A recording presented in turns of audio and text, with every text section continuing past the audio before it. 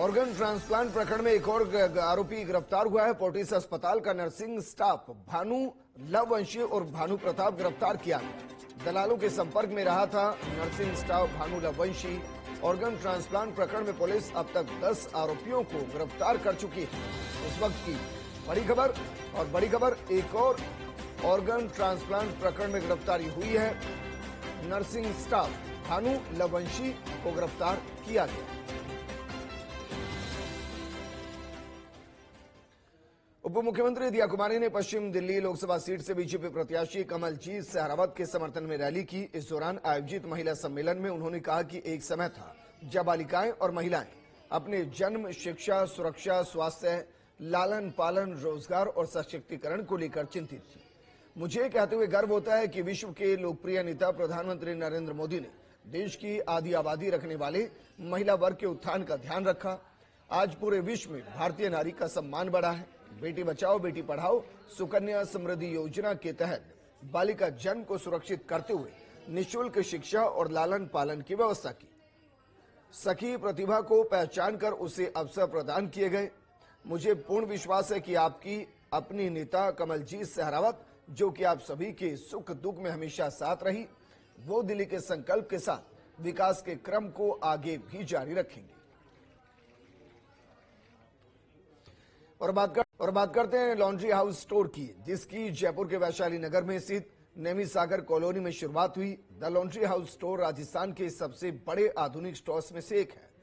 Store की launching में नामी सेलिब्रिटी डिजाइनर हिम्मत सिंह, फर्स्ट इंडिया के डायरेक्टर वीरेंद्र चौधरी समेत कई गणमान्य लोग मौजूद रहे। ये स्टोर 400 वर्ग फीट में परिसर में है, जहां पूरी पारदर्शिता, शुद्ध पानी जैसे मानकों पर खरा उतरता है।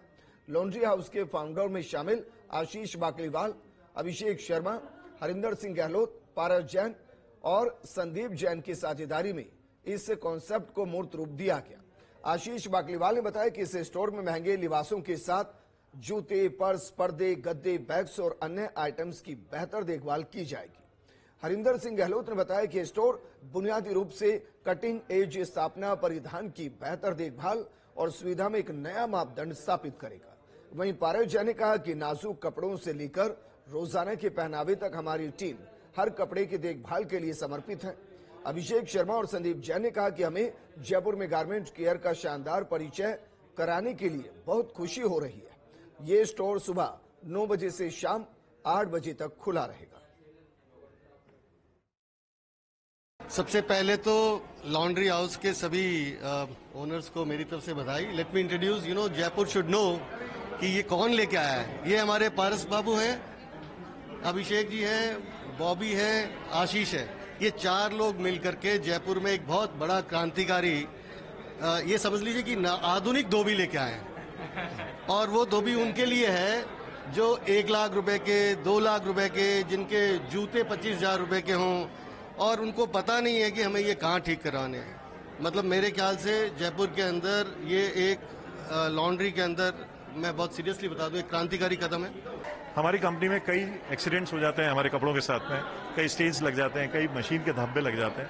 तो उनको छुड़वाने के लिए हमें कई तो हमारे जो एक्सपर्ट्स हैं वो जब नहीं निकल पाते उस चीज़ से, तो हमें किसी ड्राई क्लीनर को पकड़ना पड़ता है। तो वहाँ पे उनकी एक्सपर्टीज होती है। यहाँ पे मैंने जो वर्क फ्लो प्रोसेस देखा है वो बहुत अच्छा है।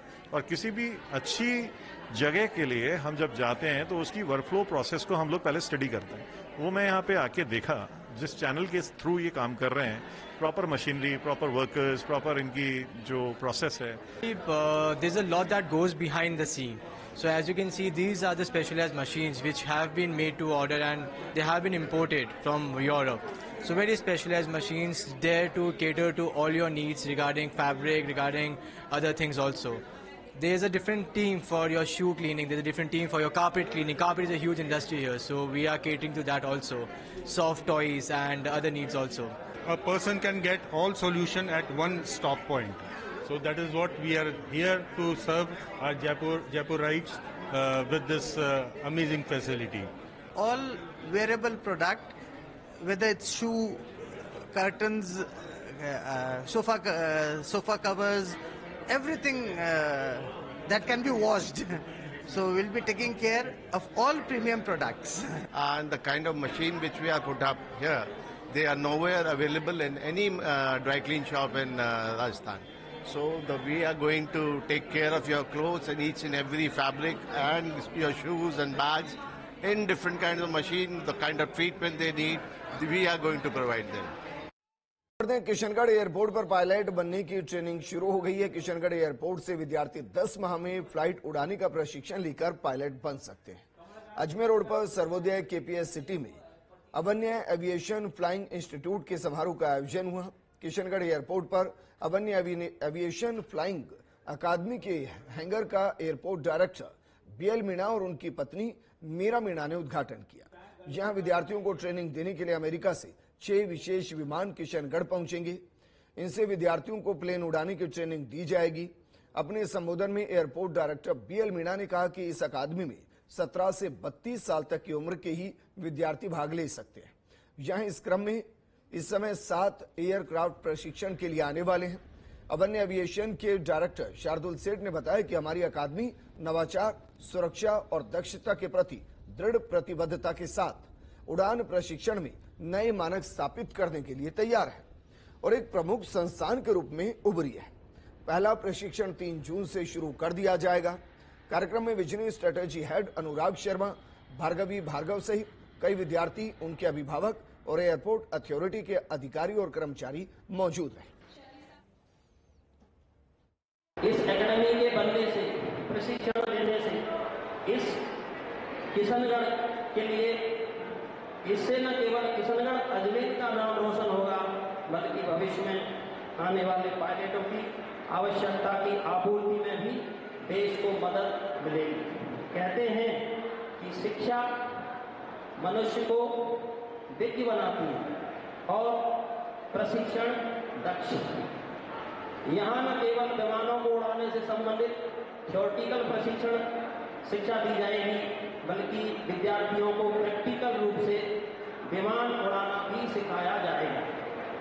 मुझे उम्मीद ही नहीं अपितु पूर्ण विश्वास है कि यह भविष्य के पायलट न केवल ज्ञान की दृष्टि से बल्कि दृष्टि से विद्वान बनेंगे, बल्कि अपने कार्य में दक्षता भी प्राप्त करेंगे तथा अपने माँ बाप एवं सभी रिश्तेदारों का सपना साकार करेंगे। राजस्थान उच्च न्यायालय अधिवक्ता संघ जोधपुर की तरफ से एक टूर्नामेंट मल्टी एक्टिविटी वीक 2024 का आयोजन किया गया। राजस्थान उच्च न्यायालय जोधपुर की प्लैटिनम जुबली के उपलक्ष्य में इस वीक का आयोजन किया गया है, जिसके पहले दिन क्रिकेट टूर्नामेंट का आयोजन हुआ। राजस्थान उच्च न्यायालय के न्यायाधीश जस्टिस पुष्पेंद्र सिंह और न्यायाधीश जस्टिस नुपुर भाटी ने क्रिकेट टूर्नामेंट का उद्घाटन किया। इस वीक के तहत 5 दिनों तक अलग अलग खेलों का आयोजन होगा। इस दौरान जस्टिस नुपुर भाटी स्वयं क्रिकेट खेलती दिखाई दी। जस्टिस पुष्पेंद्र सिंह भाटी ने क्रिकेट मैच देखा। जस्टिस पुष्पेंद्र सिंह भाटी ने मीडिया से बातचीत करते हुए इस तरह के खेलों की जरूरत बताई। मैच के दौरान बड़ी संख्या में अधिवक्ता मौजूद रहे। राजस्थान हाईकोर्ट के जो लॉयर्स हैं, उनकी एसोसिएशन ने जो ये शानदार मल्टी एक्टिविटी वीक का आयोजन किया है, ये अपने आप में खेल भावना को एक सलाम है, जो कि विधि जगत के लिए अत्यंत आवश्यक होती है। जयपुर में डाटा इन्फोसिस यानी कि डाटा इंजीनियर्स ग्लोबल लिमिटेड की सिल्वर जुबली मनाई गई। इस मौके पर भारत एट 2047 विषय का आयोजन किया गया। इस दौरान साउथ वेस्टर्न कमांड के आर्मी कमांडर लेफ्टिनेंट जनरल धीरज सेठ ने बेहतरीन प्रेजेंटेशन दी। उन्होंने युद्ध के मैदान की व्यापारिक दुनिया से तुलना करते हुए प्रेजेंटेशन दिया। उन्होंने बहुत सी प्रभावी तरीके से आगे तुलना करते हुए बताया कि मैंने कैसे स्ट्राइक को युद्ध के मैदान के साथ साथ कॉरपोरेट जगत में भी लागू किया जा सकता है। इस दौरान आखिर में इफेक्टिव लीडरशिप के लिए उन्होंने 1999 के करगिल युद्ध की बात की। इस मौके पर भारत में पहली बार project private GPT and AI reply launch किया गया। इंडस्ट्री के प्रबंध निदेशक अजय डाटा ने नवाचार, दृढ़ता और सफलता के प्रतीक के रूप में कंपनी की 25 साल की लंबी यात्रा पर प्रकाश डाला। उन्होंने कहा कि उद्यमिता अकेले चलने का नहीं, बल्कि सभी को साथ लेकर चलने और एक कम्युनिटी बनाने के बारे में है।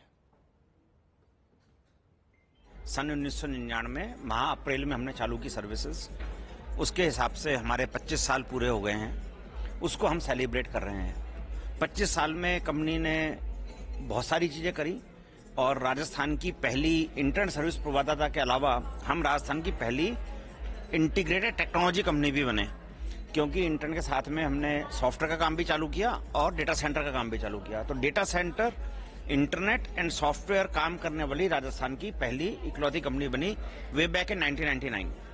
उसके 2 लोगों के साथ चालू की थी, आज 2000 से ज़्यादा लोग हो गए। उतार चढ़ाव तो आते ही हैं, गलत डिसीजंस भी होते हैं, तकलीफें भी आती हैं, प्रोजेक्ट्स भी नहीं सक्सेसफुल होते हैं, सारे काम होते हैं, प्रोडक्ट्स भी लॉन्च होते हैं, लेकिन हमने उनसे सीखा और आगे बढ़े और उन प्रोडक्ट्स को सक्सेसफुल किया।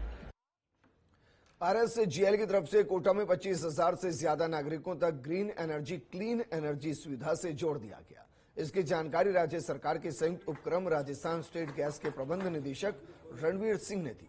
जयपुर के कुकस और निमराना में CNG, कोटा में CNG PNG की सुविधा मिले, इसके लिए सेवाओं का विस्तार किया जा रहा है। RSGL ने कोटा में 5064 परिवारों को डोमेस्टिक पाइप्ड नेचुरल गैस की सुविधा मुहैया करवा दी है। 10 CNG स्टेशन का संचालन करते हुए वाहनों को ग्रीन एनर्जी उपलब्ध करवाई है। 60 व्यवसायिक कनेक्शन और 13 औद्योगिक प्रतिष्ठानों में नेचुरल गैस उपलब्ध करवाई जा रही। MD रणवीर सिंह ने कोटावासियों से अपील करते हुए कहा कि DPNG कनेक्शन हासिल करने के लिए संपर्क करें। इस मौके पर MD रणवीर सिंह ने कोटा DGM आनंद आर्य, CP चौधरी और उनकी टीम को बधाई दी।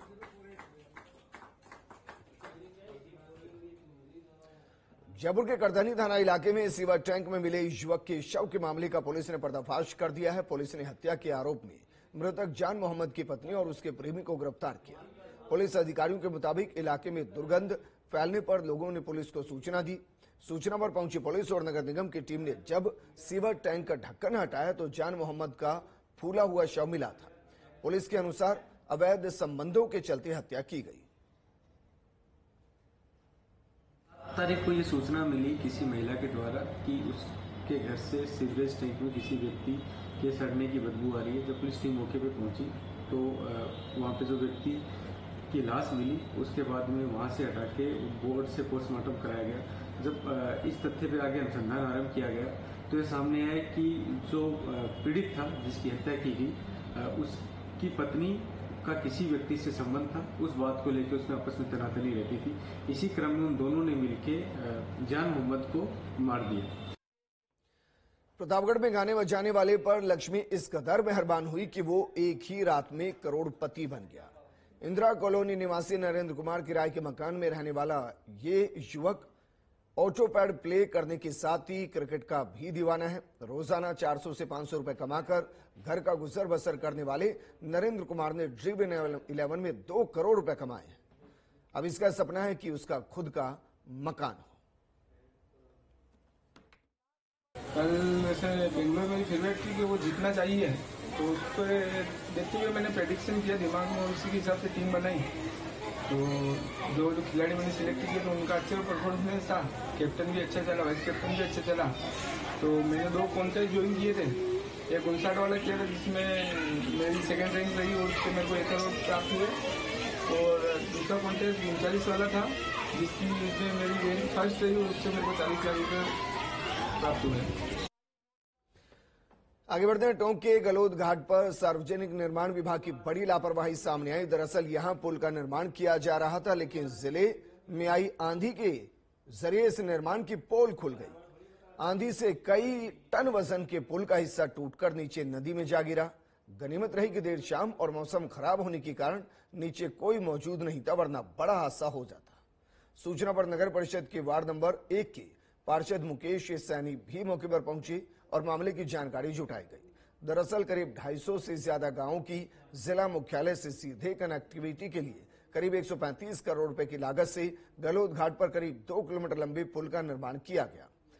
इस मई के अंत तक इसका निर्माण कार्य पूरा किया जाना है और अभी करीब 70% कार्य किया जा चुका है। लेकिन आज निर्माणाधीन पुल का हिस्सा नीचे गिरने से कहीं न कहीं पुल के निर्माण और उसकी गुणवत्ता को लेकर कई सवाल खड़े हो रहे हैं। प्रदेश के भजनलाल सरकार का फोकस राजधानी के साथ ही दूसरे शहरों पर भी है। इन शहरों में भी लोगों को यातायात जाम से मुक्ति दिलाने, ड्रेनेज, सड़क निर्माण और पर्यावरण सुधार से जुड़े प्रोजेक्ट का खाका तैयार किया गया। प्रदेश के पूर्ण बजट आने के बाद इनमें से कई प्रोजेक्ट पर जल्द काम शुरू किया जाएगा। क्या है पूरा मामला, जानने के लिए देखिए स्पेशल रिपोर्ट। लोकसभा चुनाव के परिणाम 4 जून को आने वाले हैं। इसके बाद उप मुख्यमंत्री दिया कुमारी प्रदेश का पूर्ण बजट पेश करेंगी। बजट के लिए जयपुर सहित कई शहरों के विकास के लिए प्रस्ताव तैयार किए गए हैं। जयपुर विकास प्राधिकरण के अलावा प्रदेश भर के अन्य विकास प्राधिकरण और नगर सुधार न्यासों ने अपने अपने क्षेत्र के लिए विभिन्न प्रोजेक्ट्स प्रस्तावित किए हैं। जेडीए सहित इन सभी निकायों ने करीब 3000 करोड़ रुपए की लागत के प्रोजेक्ट्स प्रस्तावित किए हैं। इनमें से अकेले जेडीए के प्रोजेक्ट्स की लागत करीब 2400 करोड़ रुपए है, जबकि शेष शहरों के प्रोजेक्ट्स की लागत करीब 600 करोड़ रुपए है। यातायात सुधार और सड़क निर्माण के लिहाज से किस शहर में क्या प्रोजेक्ट प्रस्तावित किया गया है? यातायात सुधार सड़क निर्माण के प्रोजेक्ट उदयपुर में देबारी चौराहे तक 125 करोड़ रुपए की लागत से एलिवेटेड रोड प्रस्तावित है। पारस तिराहे पर 36 करोड़ 16 लाख रुपए की लागत से फ्लाईओवर प्रस्तावित है। जोधपुर में कई जगहों पर 5 करोड़ रुपए की लागत से ट्रैफिक लाइट सॉल्यूशन कार्य प्रस्तावित हैं। पाली रोड में शताब्दी सर्किल पर 25 करोड़ रुपए की लागत से ट्रांसपोर्ट हब विकसित होगा। कायलाना झील के चारों तरफ 60 करोड़ रुपए से सड़क निर्माण कार्य होगा। रामराज नगर से Rajiv Gandhi Nagar via NRI colony को जोड़ने के लिए 10 करोड़ रुपए से सड़क बनेगी। अजमेर में पृथ्वीराज नगर योजना में 7 करोड़ रुपए की लागत से सड़क बनेगी। पुष्कर में सूरजकुंड योजना में 4 करोड़ 80 लाख रुपए की लागत से 3.5 किलोमीटर सड़क निर्माण होगा। उदयपुर में बड़गांव से ग्राम कविता हाईवे 76 तक 100 फीट चौड़ी सड़क के लिए 43 करोड़ रुपए। उदयपुर विकास प्राधिकरण की पेरीफेरी के कई गांवों के अलावा हल्दी घाटी, माउंट आबू, पिंडवाड़ा, जोधपुर के क्षेत्रों में आवाजाही से पर्यटकों और 1.5 लाख की आबादी लाभान्वित होगी। उदयपुर में जड़ाव नर्सरी से कलडवास तिराहे तक 38 करोड़ रुपए से सड़क चौड़ी होगी। भरतपुर यूआईटी की योजना संख्या 13 में 3 करोड़ 95 लाख रुपए से WBM सड़क निर्माण होगा। SPZ योजना की 3 करोड़ रुपए की लागत से मुख्य सड़क का सौंदर्यीकरण होगा। जैसलमेर के सिविल एयरपोर्ट से समवाया ग्राम जिवाई तक 4 करोड़ 50 लाख रुपए से सड़क बनेगी। जैसलमेर बाड़मेर से म्याजलार सड़क 8 करोड़ रुपए से बनेगी। सवाई माधोपुर में विवेकानंद मार्केट योजना में 1.5 करोड़ रुपए से सड़क, नाली, फुटपाथ निर्माण होगा। कुतलपुरा आवासीय योजना में 3 करोड़ की लागत से सड़क, पार्क और सामुदायिक भवन बनेगा। अजमेर में नसीराबाद रोड से अर्जुन लाल सेठ नगर योजना तक 3 करोड़ 90 लाख रुपए की लागत से सड़क बनेगी। श्री गंगानगर में सूरतगढ़ रोड पर 3 करोड़ रुपए की लागत से नाला निर्माण होगा। हनुमानगढ़ रोड पर 6 करोड़ 70 लाख रुपए की लागत से नाला निर्माण होगा। प्रदेश के शहरों में शहरी आबादी के लिए ग्रीन लंग्स विकसित करने के कार्य भी प्रस्तावित किए गए हैं। साथ ही कन्वेंशन सेंटर और स्पोर्ट्स स्टेडियम से संबंधित कार्यों की भी योजना तैयार की गई है। शहरों में प्रस्तावित कार्य: जोधपुर में सुंदर बालाजी पहाड़ पर 10 करोड़ रुपए की लागत से सनसेट पॉइंट बनेगा। विवेक विहार योजना की सेक्टर जी में 10 करोड़ रुपए की लागत से सेंट्रल पार्क में विकास कार्य होगा। उदयपुर के फतेह सागर में नेहरू गार्डन द्वीप में 15 करोड़ रुपए की लागत से सौंदर्यीकरण होगा। अलवर में 4 करोड़ रुपए की लागत से मोती डूंगरी का सौंदर्यीकरण होगा। भरतपुर के लोहागढ़ किले में 2 करोड़ 60 लाख रुपए की लागत से पार्किंग, पार्क और पाथवे बनेगा।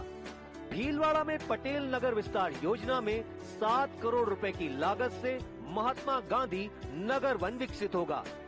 सीकर में राजस्व ग्राम गोकुलपुरा के खसरा नंबर 423 में 4 करोड़ रुपए से पार्क बनेगा। जोधपुर में गणेश मंदिर रातानाड़ा के पास 5 करोड़ रुपए की लागत से विकास कार्य होंगे। भरतपुर में गिरिराज कैनाल का 45 करोड़ रुपए की लागत से पुनरुद्धार कार्य होगा।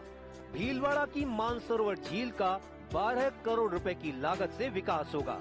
आरसी व्यास योजना में 9 करोड़ रुपए लागत से कन्वेंशन सेंटर बनेगा। पाली में राजकीय बांगड़ विद्यालय में 3 करोड़ रुपए की लागत से स्पोर्ट्स स्टेडियम बनेगा। प्रदेश की भजनलाल सरकार ने शहरों के विकास और सौंदर्यीकरण की पूरी तैयारी कर ली है। लोकसभा चुनाव की आचार संहिता हटने के बाद इन विकास परियोजनाओं पर काम शुरू हो जाएगा। Abhishek Srivastava, first India news, Jaipur. आगे बढ़ते हैं। प्रदेश में सक्रिय पश्चिमी विक्षोभ के चलते डीडवाना में अचानक मौसम का मिजाज बदल गया। अचानक आसमान में काले घने बादलों की आवाजाही जारी रही। आजपा, सिंघाना, नवरंगपुरा सहित दर्जनों गांव में धूल भरी आंधी के साथ हल्की बूंदाबांदी भी हुई, तो कई जगह ओलावृष्टि नजर आई। रिमझिम और हल्की बारिश से लोगों को भीषण गर्मी से राहत मिली है।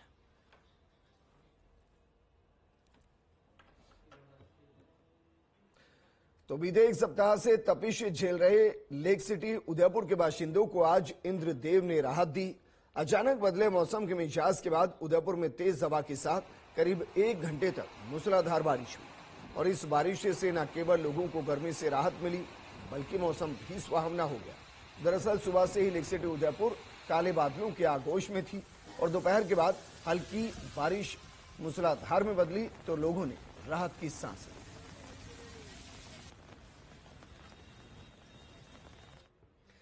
वहीं पश्चिमी विक्षोभ के चलते प्रतापगढ़ में फिर से मौसम में बदलाव हुआ। तेज हवाओं और गड़गड़ाहट के साथ बरसात का दौर शुरू हो गया।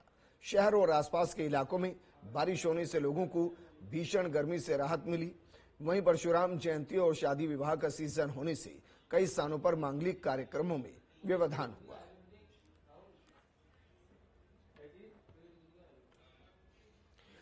इस बुलेटिन में फिलहाल इतना ही, लेकिन आप बने रहिए फर्स्ट इंडिया न्यूज के साथ क्योंकि खबरों का सिलसिला लगातार जारी है। नमस्कार।